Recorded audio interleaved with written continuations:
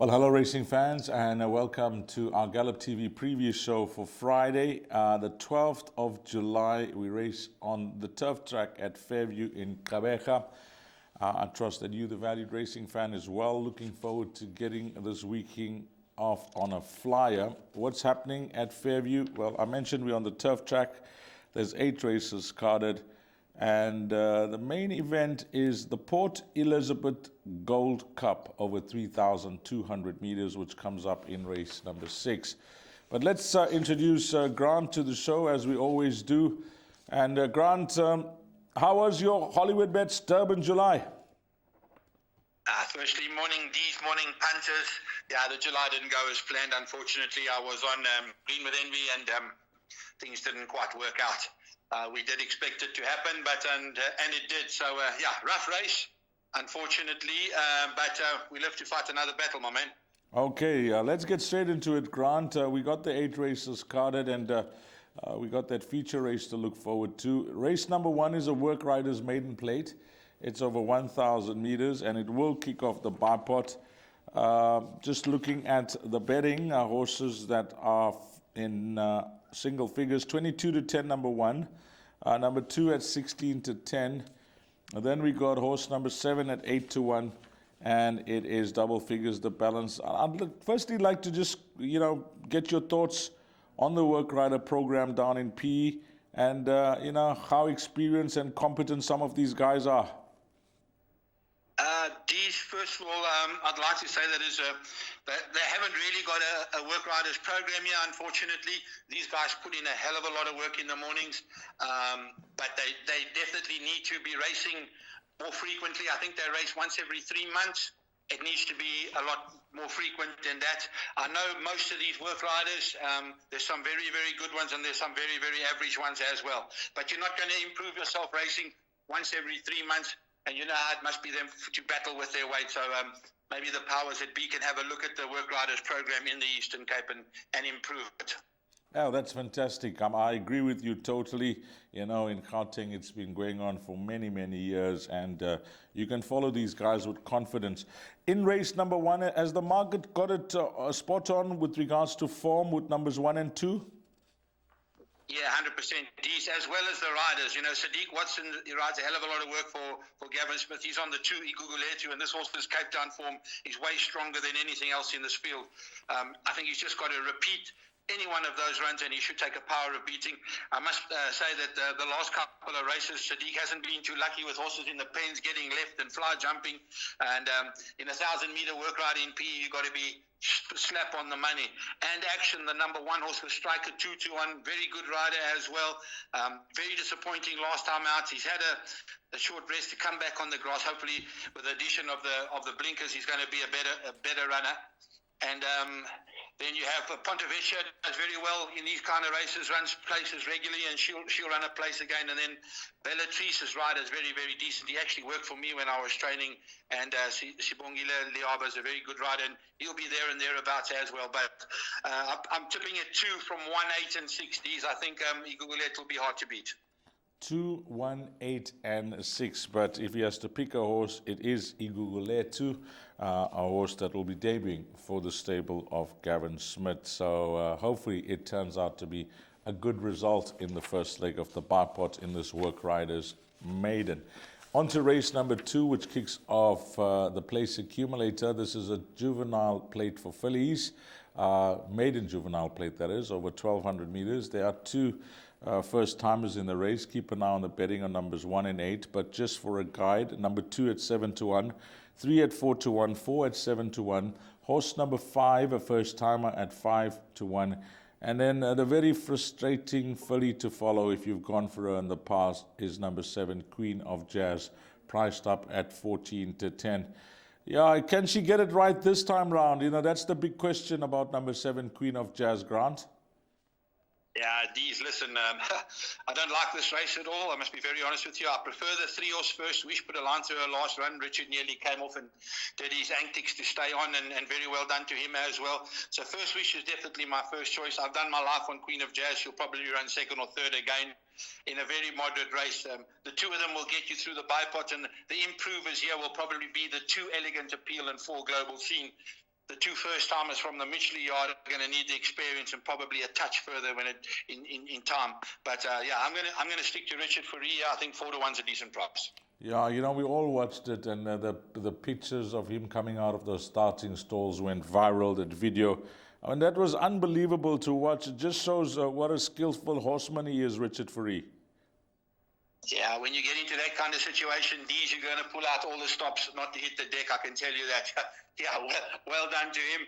And I think this filly is the horse that's got the most improvement to do in the race. Yeah, number 3, First to Wish. If you don't know what we're talking about, go and have a look at that replay on the 21st of June. That was really some skillful riding by Richard Fourie to stay up. But Grant suggesting numbers 3 and 7 good enough for leg 1 of that PA. The big one, the pick 6, race number 3, a juvenile plate over 1,600 meters. And our first horse that's been backed anti-post, and the only horse that's been backed anti-post, Grant, thus far for the race meeting, comes up in race number 3, and it's number 1, Crimson Comet. Hollywoodbets 8-1 into 9-2. The next best in the betting, or should I say the next horse in the betting in single figures, is number 5, 33-10. And then an odds-on shot here in number 7, which is 8-10. Yeah, we thank you for your feedback on a weekly basis with the entire card and whatever you can tell us when you have your ear on the ground. But in particular, you always seem to be spot on with Kelly Mitchley's runners, Grant, and we appreciate those comments. What about number 1? Can you tell us anything? Geez, yeah, they do fancy it. Hey, they do fancy it quite strong. I know there's a couple of doubles going through from yesterday into Crimson Comet, finishing on Crimson Comet. That's probably why it did shorten. Very good last run over 2,000 meters. They probably went a step too far too soon. Only got beaten three and a half lengths, and against older maidens. Back against a 2-year-old. He's going to be a hard knocker. There's no doubt. He's a big runner. The favourite, Walt Whitman. He ran a very good second to a horse that's going to win a lot of races in Port Elizabeth and Sekurajima. And, he hit the front early and stopped. Richard's probably going to have to ride him a little bit more confident this time and sit on him a touch longer than letting him go at the 500. 8-10, I'm not too sure. I wouldn't be running around taking 8-10 Walt Whitman, there's no doubt. My pick 6, I've only gotten the 2 horses, the 1 and the 7. But I have bankered in the bipod Walt Whitman. He shouldn't miss the first 2. For bigger players, King's Sailor will probably be there and Donny's Boy, but I think this is a boat race between the 1 and the 7. Well, that is your exacta in race number 3. If you're not convinced with either or, the way to do it is to box it. But thanks to Grant mentioning that the stable do fancy number 1, Crimson Comet, who's attracted good anti-post betting support in race number 3. Jackpot 1 is race number 4. It's a maiden plate for fillies and mares. The distance is 1,200 meters. This is the shortest price favorite on the card, Grant. 5-10, number 1. Number 2 at 6-1. 3 at 6-1. 4 at 7-1. And it's double figures, the balance. I understand that, there may be little or sometimes no form to recommend with some of the opposition. But is 5-10 a realistic price? The bookmakers had no option here. This horse looks to be home and hosed, if the market is to be believed. Yes, this 5-10 is realistic against what it's running. I think it's running against you and me, yeah? So, it looked an absolute penalty kick. I'll be shocked to see this horse getting beaten in this field, to be very honest with you. The only newcomer in the world, the one newcomer in the race, Green Fame, she's probably going to look for a little bit further than this 1,200 meters, probably 14 mile. She's not showing very much at work. And then you have String of Lights and Rainbird. That will probably finish up in the quartets, but a shocking field, and Ellerix should get out of the maidens here. Best bet on the card and a banker in everything, Dees. Well, you just need the green light, the confidence from Grant, and you've got it. If you're thinking about trying to beat this horse in your exotics, my advice is do not try to do that. It's just going to cost you money, because Grant Paddock has given us all the confidence in the world. Race 4, number 1, a banker. So we've got 2 horses, first leg of the pick 6, a banker here in race number 4, and we're keeping that spend to a minimum. Race number 5, jackpot to 1,800 meters. I like the look of this field, Grant, because it is a Pinnacle stakes over this 1,800 meter trip. There's some high quality from PE here. Number 1, Cherry Anu, 33-10. Number 2, Grazing in the Grass at 22-10. Number 3, which is a Runaway Song at 7-2. 6, Brendan James at 7-1. And then it's double figures the balance. I must compliment the horse and the trainers with some of these runners here, because, to win the number of races that they've won in their careers, it does take some doing. If I had to single out one horse in particular, Grazing in the Grass is just such a pleasure to watch race, and for the owners, he must be an absolute blast to own, Grant. Yeah, he's a solid horse. It's unbelievable what he's done here in P, and he's kept himself sound for a long period of time, and he's kept himself in form for a long period of time. He really gets on well with Richard. 1,800 meters is the spot-on distance for him with that long straight. He's definitely the horse to beat in this field, there's no doubt. Cherry Anu, the question mark here, the 1,800 meters with 62 on his back. He's a very good miler. That extra furlong might catch him out. This horse, Runaway Song, ran a very good first run on Polly, and then they put him away for a couple of months. So he can be anything. I remember that day he was lumping a lot of condition, and I still thought, no, well, he's going to need it. And he ran a superb race, just getting beaten. So he's a big runner as well. The winner, I think, will come from one of those top 3. And then lower down, Brendan James, he ran from a very bad draw last time out and ran accordingly. He's got another bad draw. Hopefully this time they'll give him a chance and let him run at them, because that wasn't his run last time out. And then I really do like the first sprint of this horse, Destiny of Souls, number 8. He's definitely an addition into my pick 6. He finished extremely well over 1,000. And I've seen Alan do this many times when he gives them one sprint and slap into the distance, and they come home lonely. So I've played it slightly wider in my pick 6 here. I've gone 1, 2, 3, and 6, but my bipot and is just 1, 2, and 3. I do like Grazing in the Grass, though. Yeah, I'm going to include number 8. As you get 1, 2, 3, 6, I'm going to include the 8 in the pick 6 there. I'm just jotting one down. Maybe I can just call it out at the end of the show. On to the main event for Friday at Gqeberha. It's the Port Elizabeth Gold Cup over 3,200 meters. And I just must add, before we touch on the betting, over the years, Grant, there have been some very useful stayers to come out of PE that have not only done well in that province, but have traveled out of the province and have won some big races. Yeah, I can remember these. I think Alan Creef won a grade 1 in Durban the one day with one stayer. I forget its name now, but I know he's won a grade 1 with a very good stayer. But there's nothing like that over here in this field, Dees. I can tell you that.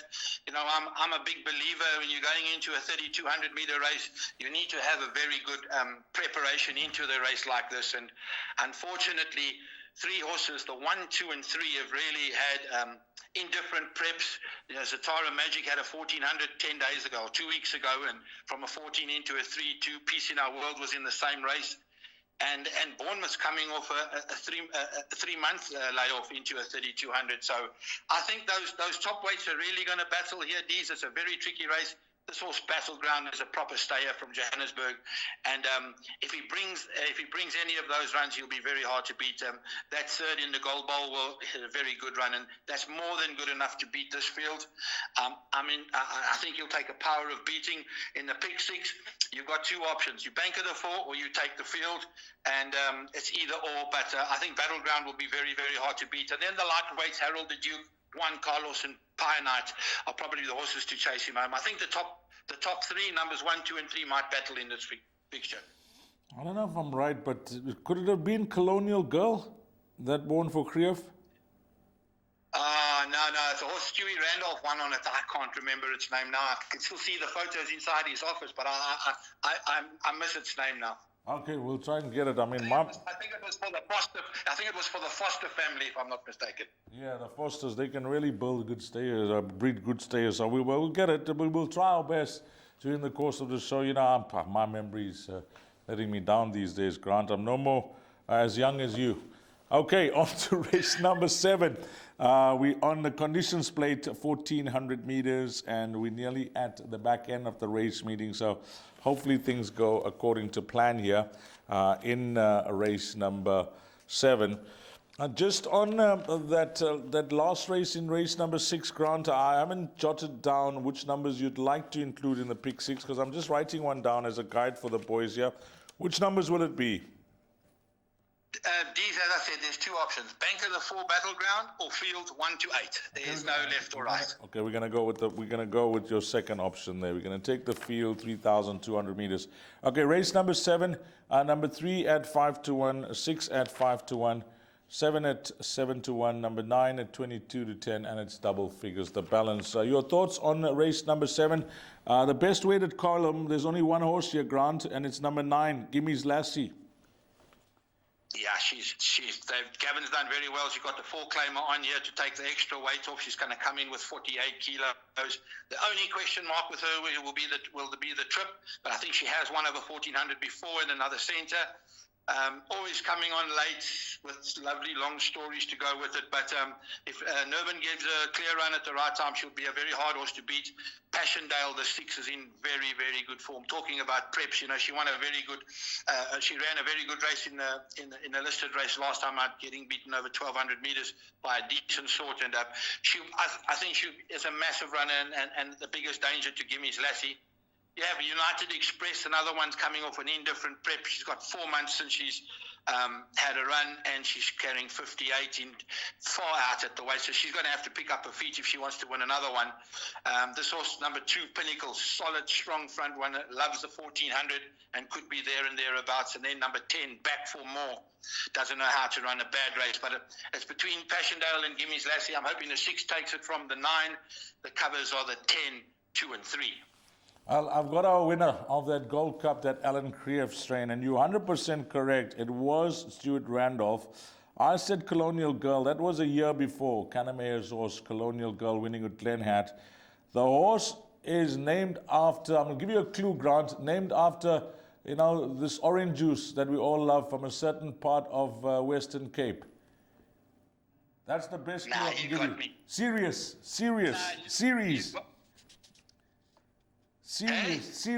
Remember Serious. Oh, that's it. There's a juice called Serious, man. There must be a juice. I know I drank it a few times. Yeah, it's the Ceres Valley, boy. That's what you're looking for, the Ceres Valley. It was in 2001, yeah, Grant. He was a very good horse. Very, very good horse, yeah. Yeah, yep, that is it. It's amazing how these days, if you don't have the memory, you got it all at your fingertips. That's how easy it is to find information. But Grant, what's our numbers here in race number 7 for the pick 6? The pick 6 numbers, these are 2, 3, 6, 9, and 10. 2, 3, 6, 9, and 10. So we've gone wide there. And then race number 8 is where we close things off. And this is a merit-rated 80 handicap over 1,400 meters.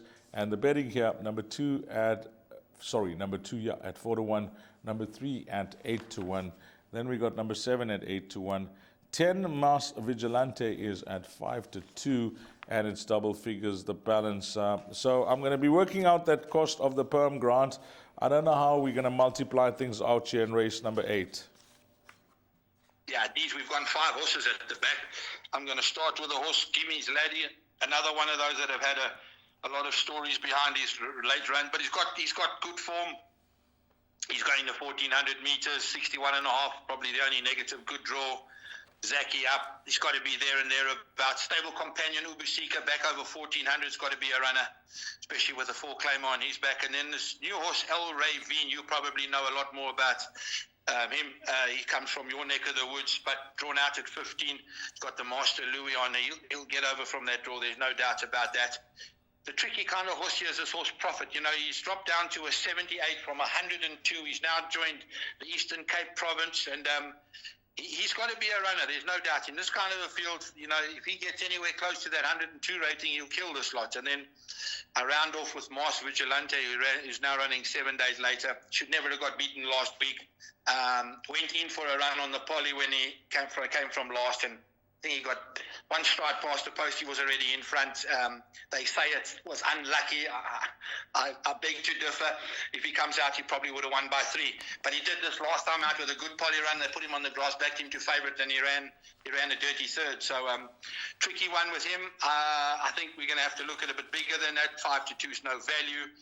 So probably to Gimmy's Laddie, and El Ravine has got to be a big runner as well. I pick 6 numbers, 1, 2, 3, 7, and 10, and small preference to Gimmy's Laddie. Okay, we were going into the last leg, Grant, with the perm costing 400, and I don't mind multiplying it by 5. So it's 2K on the head, which means 200 Rand will give you that 10%. So guys, jot down these numbers. I've just done an in-running pick 6 during the course of the show. 1 and 7, by 1 a banker, by 1, 2, 3, 6, and 8.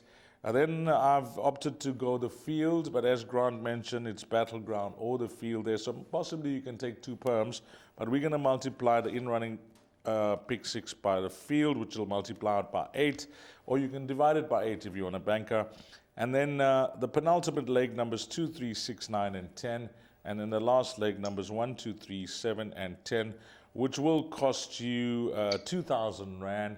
If you are wanting to go all in with a full unit on this Friday, or 200 Rand will be 10%. And if you want to just go the banker, then divide 2,000 by 8, and that will be the cost of the perm. Over to you, Grant, for your suggested bet for the race meeting. Thank you very much, Dees. Best bet, race 4, number 1, Ellerix. Value bet, race 7, number 6, Passchendaele.